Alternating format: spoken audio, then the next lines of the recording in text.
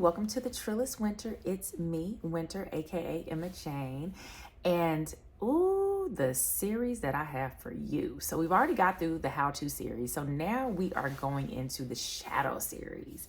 And the shadow series is all about identifying toxic behaviors and how to reduce them, eliminate them, and go to a more high vibrational space.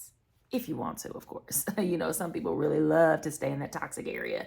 But let me just explain to you what this is in a therapeutic sense, all right? When you're in therapy, us as the professionals, refer to toxic as the shadow side. So if you've ever heard of someone say shadow work, that is what we're talking about. We're talking about the dark side of human behavior. And you are not able to heal until you identify the shadow inside of you. The shadow is grown out of pain. All right? This is really, really deep. I want you to process this. The shadow is born out of pain. And what happens is humans want to eliminate pain so much that it is willing to grow a whole shadow to protect ourselves from being hurt. The shadow is toxic. So the more pain that you have endured early in life, the bigger your shadow is. Isn't that deep? That's so beautiful to know, right? So with that said, I want to help you identify your shadow self, your toxic self, and how do we reduce how we operate in that space and go into a more healed, loving, open, peaceful space. And there's a reason why. You can get everything you want being toxic. Yes, you can, but it comes with a price that not many people really want to pay, but they don't know any other way out of it. But what I want to do is help you evolve to a more healed space. So what you can do is get what you want in a more loving, receiving space where you don't have to choke somebody out just to get it. You know what I mean? You don't have to manipulate. You don't have to hurt somebody. You can actually trust that these things are going to come to you. But we don't know that these things can come to us naturally from our spiritual sides. That's why we operate out of our toxic side. So the first thing we're going to break down is the flesh versus the spirit. So the shadow versus the spirit and what the difference is. So the shadow works out of fear. All right. Fear that it's not going to get what it wants. Fear that it's going to starve. Fear that it's going to get old. Fear that it's not going to be loved. It operates out of all kinds of things of lack. It is a lack mentality. So if you ever met somebody who has a lack mentality, they operate heavily out of their shadow. They don't think that there's enough love. They don't think that there's enough people that will care about them. They don't think that there's enough money out there. They do not believe that the universe is theirs. And you can tell by their conversation if they are having a lack mentality or an abundant one. Now, if you go out and meet people who have money, right? They believe that the money is their abundance, not typically themselves. But if you meet somebody who doesn't have money and they still get everything that they want, they most likely have a abundant mindset. And so that is what we're going to try to pay attention to. We're going to try to pay attention to the mindsets that bring us what we want versus having to scrape and struggle and crabs in a barrel to get what we want. All right. So also, I want to say that the human side, the flesh side, is low vibrational. Yes. And the spiritual side is high vibrational. And so because we are humans and we have to live on this earth, we will always have a low vibrational part of us. That is just life. You cannot eliminate your ego. You cannot eliminate your shadow. You cannot eliminate any of this. You still have to have a part of it because it helps you on this earth. And as long as you're walking on this earth, you do have to have that armor. And because that's what the shadow is. It's a piece of armor that protects you. And sometimes that armor is really thick and you don't let things in. And that's what we want to do. We want to help you have a more balanced shadow. a more balanced flesh.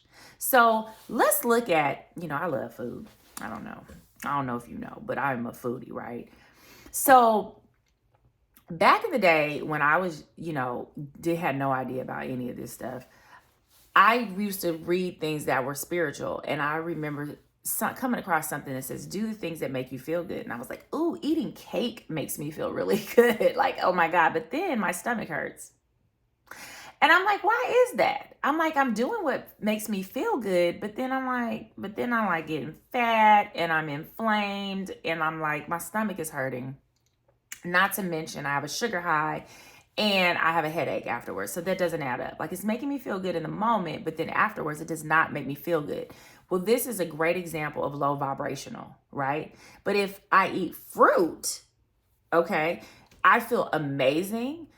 I don't have a sugar high. I just feel refreshed because most of it is water. And my skin feels good when I'm eating fruit as a substitute for sugar. And I feel like I just did my body good, right? So that is a great example of low vibrational versus high vibrational. So when you are operating out of your shadow, mostly you are actually drawn to more low vibrational things. You're attracted to drugs, alcohol, bad food, fried chicken, all the things that are unhealthy, like fried stuff. You are attracted to emotionally unavailable people. You are attracted to abusive situations. You are attracted to drama, chaos, all the things, right? But when you are in a high vibrational space, you're attracted to peace, which is really boring. Ugh. You are attracted to things that are not flashy. You are attracted to situations that yield results that you might not even really care about. You just want to be in that space of peace and calm. And so we oscillate. We say that we want peace, but don't realize that we cause our own drama, right? Because we're operating out of our shadow. And the more you realize that you are your own enemy when you're operating out of your shadow, the more you're able to spot it and go, oh snap, I'm operating out of my shadow. I'm being petty. I'm being guarded. I'm manipulating. I'm lying. I'm looking for ways to numb and soothe myself to avoid pain. I am trying to figure out ways to get other people to do what I want them to do instead of looking for my spiritual side to get that answer, which is, from the higher, a higher space, a higher power.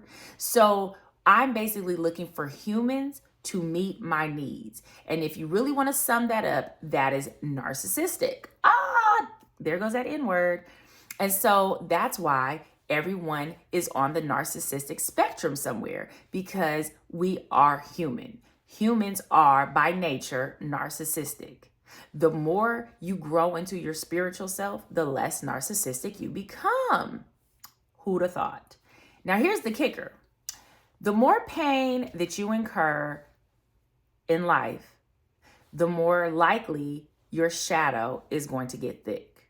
So if you dealt with a lot of pain and trauma in your childhood, you are likely to have a bigger shadow than someone who was raised in peace and love and non-judgment and all the things.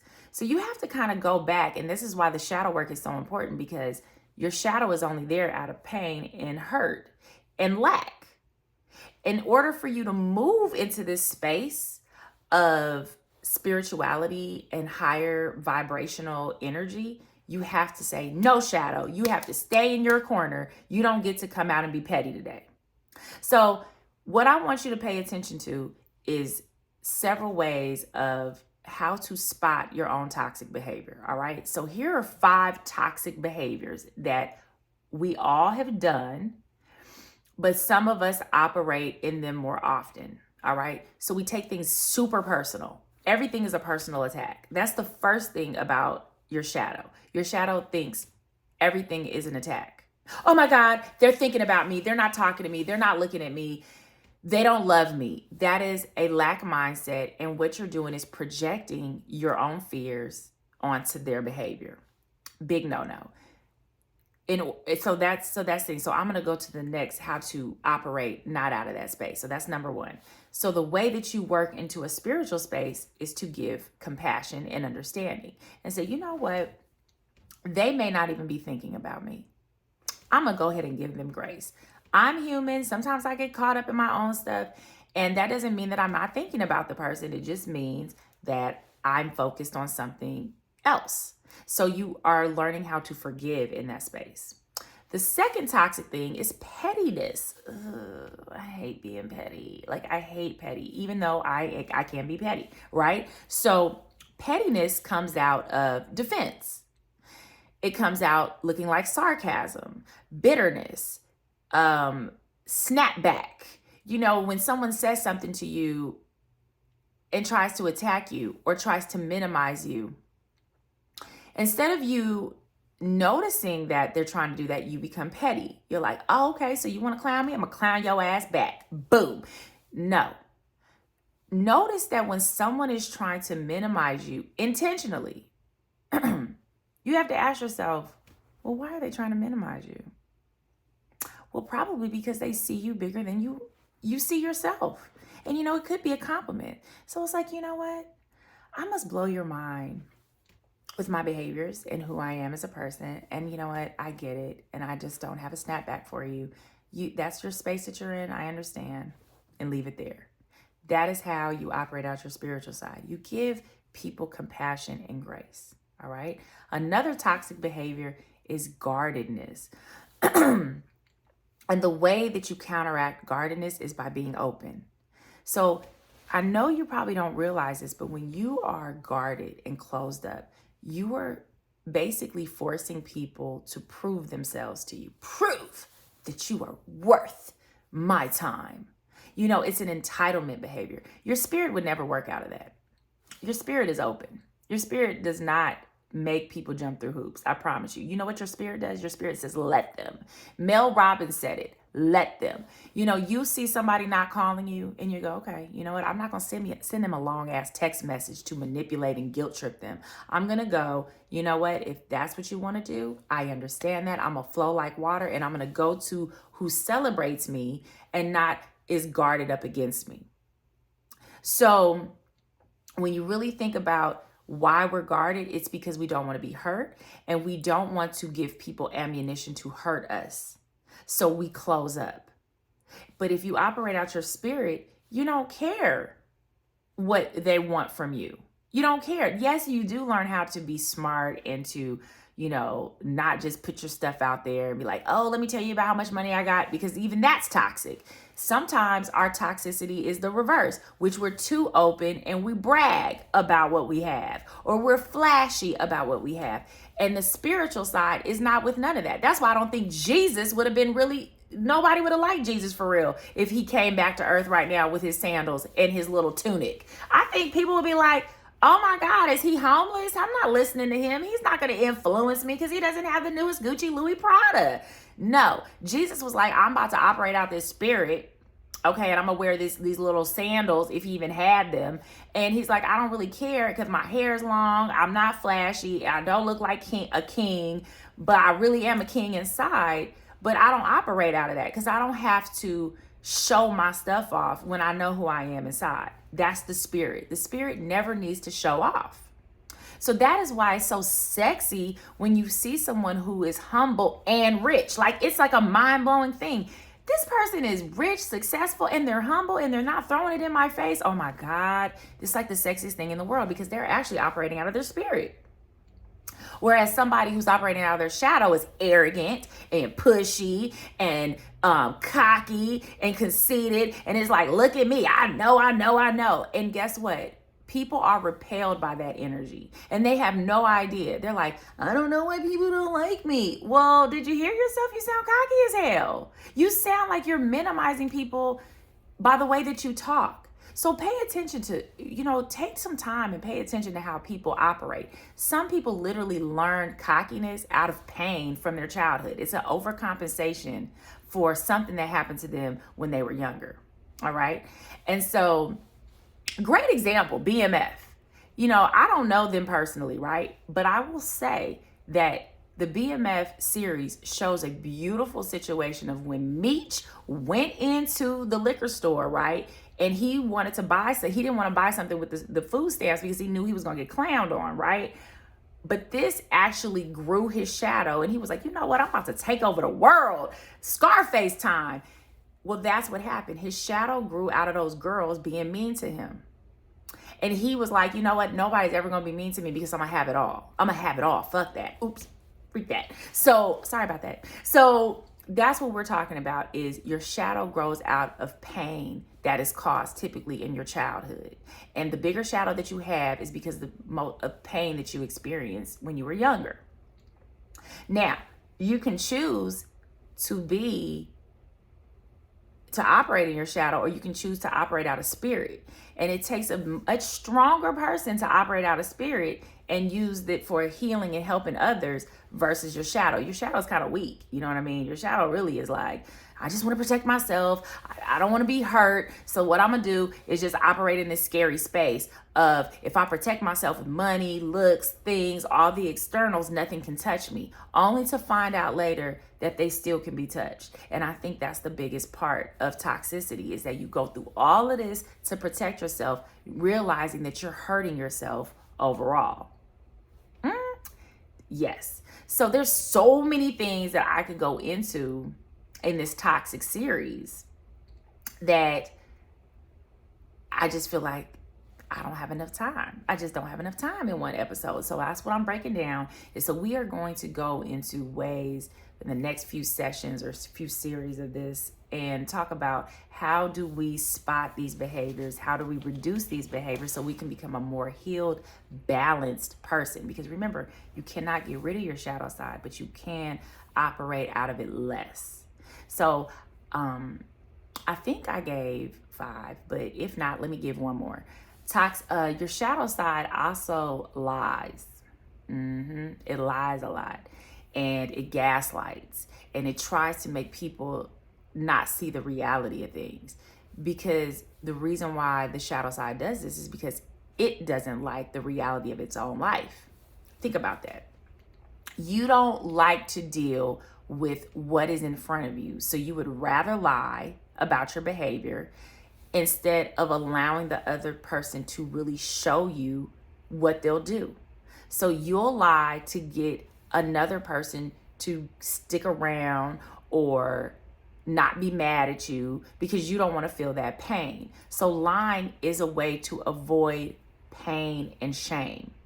And we have roots about why we lie. We lie out of fear. We lie out of preventing judgment. We lie to get something more than what we have. And when we do that, it all comes out because something is going to snitch on you. Your energy is going to snitch on you. The fact of the matter is that if you lie, it's going to come out later. You are going to have body language that shows you're lying. You're going to over detail things because you're lying. You are going to do something because, let me tell you, your truth wants to come out. That's why it's so crazy. People who lie don't realize the truth always wants to be seen. The spirit always wants to be seen, not the shadow. The shadow wants to protect. The spirit is like, no, tell the damn truth so I can get you to the next level. So if you're in a relationship and you don't really want to be in that relationship and you're lying, talking about, yeah, I want to be here, but you really don't. The truth is you really don't, but there's a part of that person you want to keep around you. So you're manipulating that person to give you something while you really don't want to be there, instead of trusting your spirit and saying, okay, you know what? I don't really like this person. I'm willing to be alone and suffer for a little while so I can heal and find the person that I really should be with. And so that's just one example, but we're going to go into another episode later about lies and all the ways that lies hurt us, but trick us to think it's beneficial in the beginning. So as I wrap this up, I want you to pay attention to all of your toxic traits as we go into our next, few sessions about how to reduce it, how to operate more in spirit, and how to become a more balanced and healed person. So, what are your ways of being toxic? Please put them down in the comments because I want to know, are you willing to face yourself as you watch this channel? Because that's what this is all about. It's about self-awareness. It's about facing ourselves. It's about not being toxic, about being our most high vibrational self. It's about really trusting the universe and God versus trusting our own limitations.